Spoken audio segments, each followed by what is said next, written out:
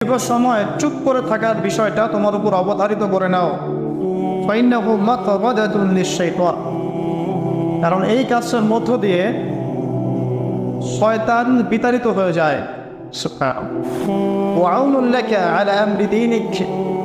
দীর্ঘ সময় চুপ থাকলে তোমার দিনের প্রতিটা কাজ করার ব্যাপারে আল্লাহ তোমাকে সাহায্য করবেন, বা দীর্ঘ নীরবতার ব্যাপারটা দিনের প্রতিটা কাজ করার ক্ষেত্রে তোমাকে সহযোগিতা করবে। আমি বললাম আমাকে আরো বাড়িয়ে দিন, আরো কিছু বলুন, আরো কিছু ওসিয়ত করুন। তিনি বললেন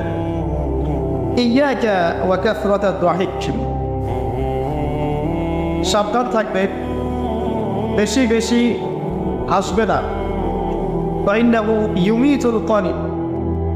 কারণ যারা অধিক পরিমাণে হাসে